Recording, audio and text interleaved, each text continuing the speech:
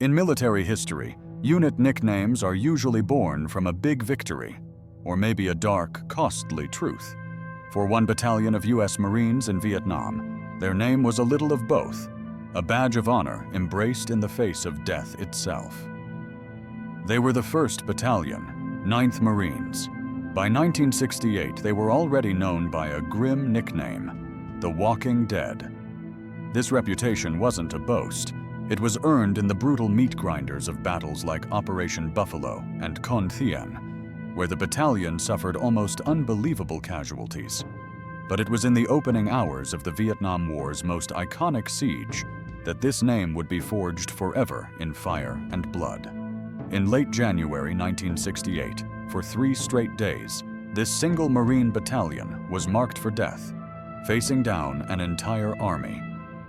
This is the story of how individual Marines survived the impossible and earned the legendary name, the Walking Dead.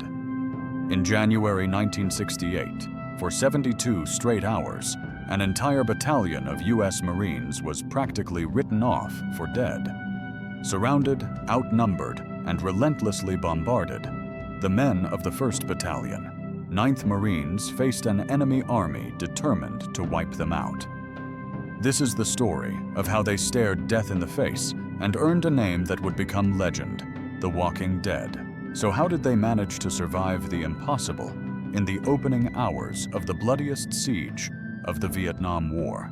When 19 Marines landed at Khe Sanh on January 22nd, they already carried the Walking Dead nickname through Vietnam. They had survived the brutal meat grinders with staggering casualties.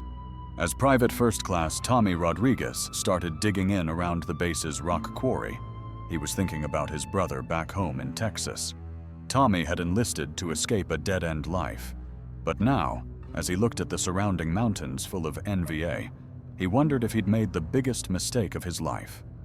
None of them knew they were about to face 72 hours that would either make them legends or kill them trying.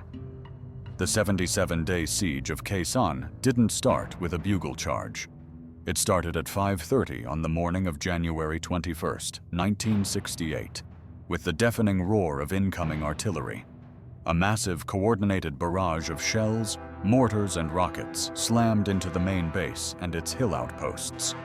18 Marines were killed instantly, and 40 more were wounded. The attack was relentless.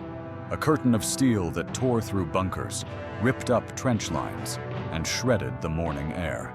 For the men on the ground, it was pure chaos. Private First Class Tommy Rodriguez dove into the same hole with Sergeant Johnson. The noise was a physical force, a constant, thunderous concussion that shook the ground itself. On Hill 8-1 South, a key outpost overlooking the base, Corporal Mike Chen watched the NVA walk mortar rounds right to his bunker position. Colonel William Dabney, a captain at the time, recalled how several 120mm mortar rounds hit his position, wounding several Marines. As they tried to evacuate the wounded, more rounds came in, killing a corpsman and 2 other Marines and destroying the medevac helicopter. The first 72 hours were a blur of shelling and firefights. On Hill 8-1, another outpost, the artillery barrage was followed by a human wave assault. Around 300 NVA infantrymen charged the wire, leading to desperate hand-to-hand combat. A frantic call came from the hill from First Lieutenant Jerry Salisbury. "We're being overrun." Back at the main base, the situation was just as dire. A few hours into the bombardment, a single enemy shell scored a direct hit on the main ammunition dump. The result was a cataclysmic explosion. The vast majority of the base's ammunition, over 1,500 tons of it, went up in a single, colossal fireball that sent a mushroom cloud thousands of feet into the air. Shells, grenades, and bullets cooked off in the inferno, creating a second, uncontrolled bombardment from inside their own lines. Shrapnel rained down for hours, killing men like Lance Corporal Jerry Stenberg. The fire ignited nearby crates of tear gas grenades, and suffocating clouds drifted across the base, adding to the misery. For the men of 1-9, huddled in their positions, it must have seemed like the end of the world. They were surrounded, outnumbered, and now critically low on the very ammo they needed to survive. The second day dawned on a landscape of smoldering ruins and shattered nerves. The NVA shelling was less intense but more methodical, a cruel psychological torture of random harassing fire. Any movement above ground invited a sniper's bullet or a mortar round. The Marines lived in the red dirt, digging their trenches deeper, reinforcing their bunkers, and praying the next round didn't have their name on it. Survival was measured in inches of dirt and sandbags. A careless moment, like standing up to stretch, could get you killed. In that cauldron, the bonds of brotherhood became the most important factor for survival. This is where the true character of the Marines really shined. Navy corpsmen, the medics attached to Marine units, performed acts of unbelievable bravery. Men like HM3 Mike Ray became legends, sprinting through intense fire to reach the wounded and patch them up in the bottom of muddy trenches as shells exploded yards away. During one particularly intense barrage, Ray had to crawl 200 yards through open ground to reach Lance Corporal David Aldrich, who was bleeding out from shrapnel wounds. As Ray worked to save Aldrich's life, another round hit 10 yards away, covering them both in dirt and debris. Aldrich later said, "Ray never stopped working, never stopped talking to him, never let him feel alone. That medic saved my life 3 times that day," Aldrich recalled, "and I know he saved a dozen others too." Leadership was tested every second. Young lieutenants and sergeants had to make life or death decisions in a heartbeat. It wasn't about tactics on a map. It was about gut-wrenching choices. On February 25th, one of the worst days of the siege, 2 entire platoons were ambushed outside the wire in what became known as the Ghost Patrol. For the men left inside, like Lance Corporal Ken Womack, listening to their friends dying within earshot while they were forced to hold the line, was a unique kind of hell. During that same ambush, Private First Class Ronald Ridgway was shot in the shoulder and fell.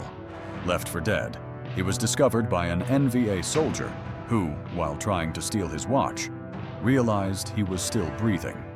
Ridgway would spend the next 5 years in a POW camp before returning home to a family that had already buried him.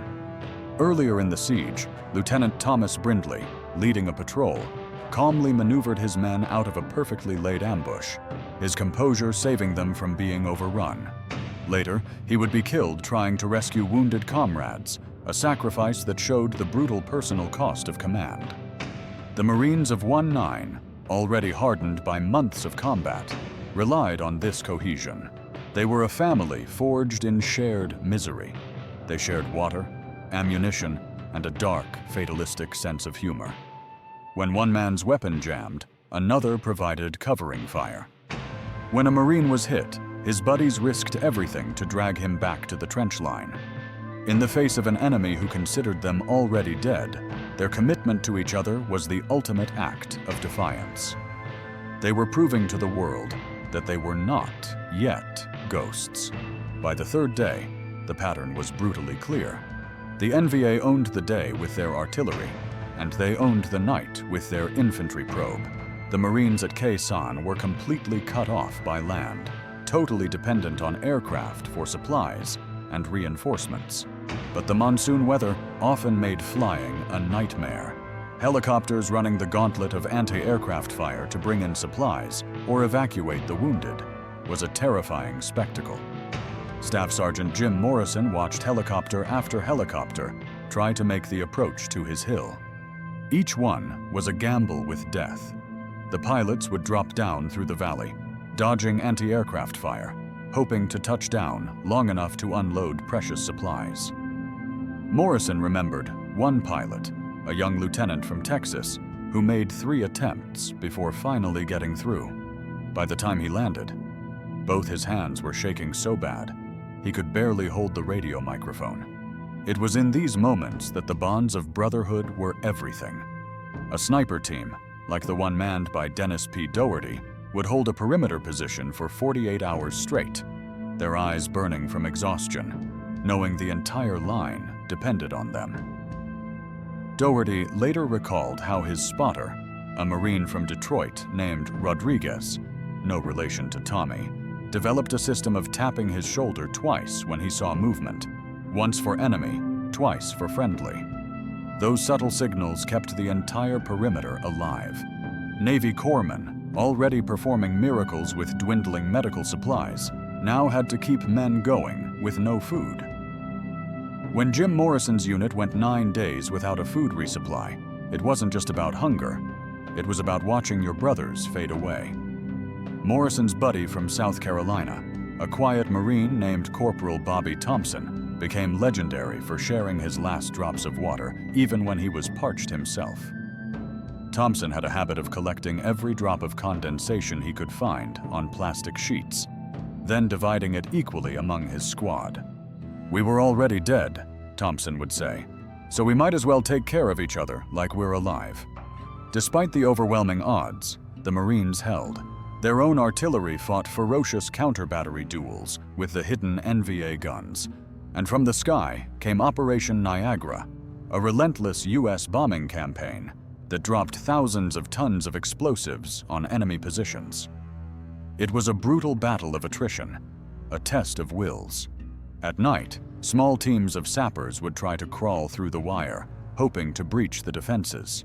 Sentries like Lance Corporal Glenn Prentice strained to hear any sound in the dark, knowing a snapped twig could signal an imminent attack. The tension was constant and exhausting, yet that all-out assault on the main base never happened in those first 72 hours. General Giap's plan had smashed against a wall of Marine resilience. The defenders of Khe Sanh, and especially the men of 1-9, had refused to break. They had absorbed the enemy's best punch and were still standing. They had faced the apocalypse and endured. Surrounded, isolated, and marked for death, they held their ground. They had earned their name. They were the Walking Dead. And they were very much alive. Stories of valor like this deserve to be remembered. To make sure we can keep telling them, subscribe to our channel and hit the notification bell. If you have a story or a battle you think we should cover, let us know in the comments below. The first 72 hours of the siege of Khe Sanh were a trial by fire that forever cemented the legend of the 1st Battalion, 9th Marines. The siege would grind on for another 74 brutal days, but that initial period of shock and survival is what defined them. They were thrown into the jaws of a massive enemy offensive and survived through sheer grit, courage, and an unbreakable brotherhood. For the men in the trenches, men like Tommy Rodriguez, Ken Womack, and Jim Morrison, it wasn't about strategy. It was about surviving the next minute, the next artillery barrage, the next patrol. It was about trusting the Marine in the trench next to you with your life. The legacy of the Walking Dead is one of almost unimaginable sacrifice. During its entire time in Vietnam, the 1st Battalion, 9th Marines sustained the highest casualty rate in the Marine Corps, with 747 of its men killed in action. That name, the Walking Dead, became a profound badge of honor, a symbol of their defiance, their endurance, and their absolute commitment to the Marine on their left and their right. They were the men who walked through the valley of the shadow of death and refused to fear because they were already the Walking Dead.